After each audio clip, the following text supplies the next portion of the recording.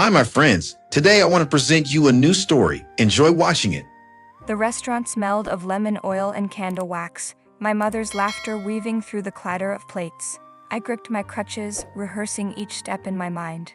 I was ready, or so I thought. Harriet appeared like a storm, her smile sharp, predatory. "Stop faking it," she barked, voice slicing through the soft hum. "You're just clinging to handouts. You are just leeching." Time slowed. Her fingers snatched my crutch. I froze. "Harriet." My voice barely left my throat. She yanked. I collapsed. Not a graceful fall, just bone-deep humiliation. Phones rose like vultures. Cousins laughed, some filmed, some whispered. "I saw her walking at the clinic last week. She was fine," Andrew said, casual as if dropping a stone into my chest. I gasped. My legs shook, my chest burned, tears stinging my eyes. Naomi, my best friend, dropped beside me, her hand on mine. "Sylvie, don't listen. Don't let them." My mother avoided my gaze.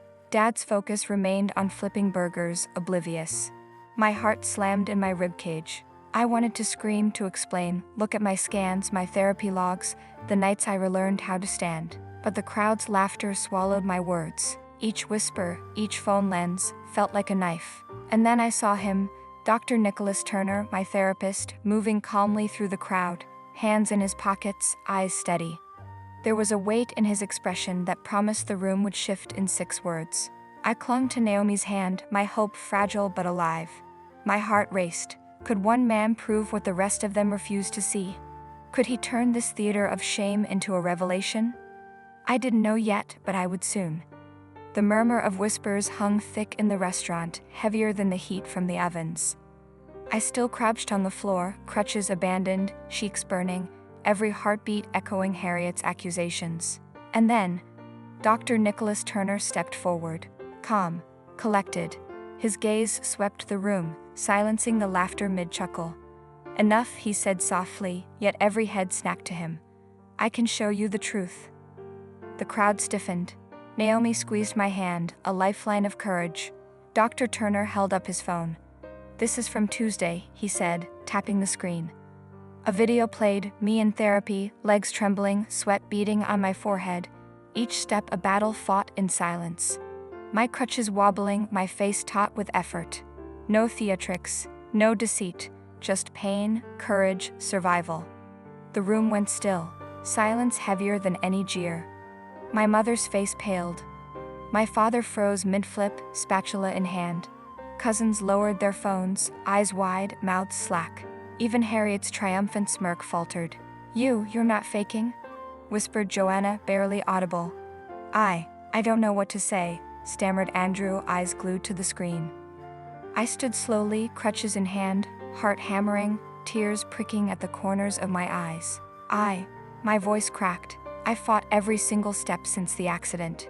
I gestured to the video, to Dr. Turner, to the truth that had finally been laid bare. "This is all real." Harriet's lips trembled. No words could fill the void her lies had created. The silence was deafening. It hurt more than the fall, more than the cruel laughter, more than the betrayal. Naomi leaned close. "They see it now. But it doesn't erase what they did." And in that moment I realized, proving the truth was only the beginning. The fight for justice, and for my own dignity, had just begun. But who among them would bear the weight of their actions? And could I ever forgive the sister who tried to destroy me? The next morning, sunlight cut through the hospital blinds like a sharp reminder. Life had to move forward, even when betrayal clung to every corner of your mind. Naomi and I wheeled through the quiet corridors, the hum of monitors and soft beeps echoing my heartbeat. Every step, even from the wheelchair, felt like a negotiation with gravity. Dr. Turner had stayed late to ensure I had my latest therapy report. "Now, if they want to, they'll all see that you're not pretending," he said softly, laying the printouts in my hands. "The truth won't disappear." I nodded, swallowing the lump in my throat. But as I sat there, the memory of that night, the cruel yank of Harriet's hands, my body collapsing, the laughter, the cameras, refused to leave me. My chest tightened as though it were still happening again and again. Then my phone buzzed. A message from the lawyer Dr. Turner had recommended. "Can you come in today? We need to start your case." harassment, defamation, all of it. I exhaled slowly, Naomi beside me. I'm ready, I whispered. Hours later, in the polished office of Miranda Hayes, I signed forms that felt heavier than any weight I'd lifted in therapy. "We'll take everything they throw at us," she said, eyes sharp, unwavering. "But the evidence is on your side. We'll hold Harriet accountable." And when I was returning home from her office, my gaze involuntarily lingered on the car that had been wrecked in an accident and was still sitting in the backyard. The accident replayed in my mind with every detail. The screech of brakes, which, according to the service station's conclusion, were in good working order 2 days before the accident. The world spinning, my body shattering. I gritted my teeth. Naomi touched my shoulder. "You're stronger than they'll ever know." "I just want them to pay for what they've done," I admitted, voice trembling. "And I want to know why. Why did Harriet do that to me that day at Mom's anniversary?" The answers were closer than I realized, and they would uncover a truth more terrifying than I had ever imagined. The afternoon was silent, the kind of quiet that presses against your chest. When the knock came, sharp, deliberate, impossible to ignore, my heart lurched. Visitors were rare these days, and no one came to deliver kindness anymore.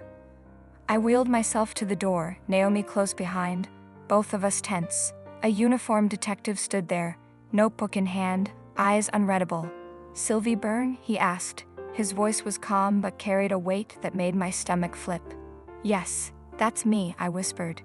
"Detective Lucas Doyle," he introduced himself, flashing a badge. "I need to discuss the circumstances surrounding your accident." I froze. I thought the case was closed.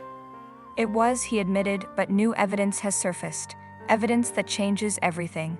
"I brought a forensic expert with me. Can we take a look at your wrecked car?" I agreed. The two of them went to the car, rummaged around in it for half an hour, and then came back. Detective Doyle said, "Your brake hoses, they were tampered with. Deliberately cut. We discovered this." I felt my hands go cold, my crutches trembling beneath me. "Discovered this?" He nodded.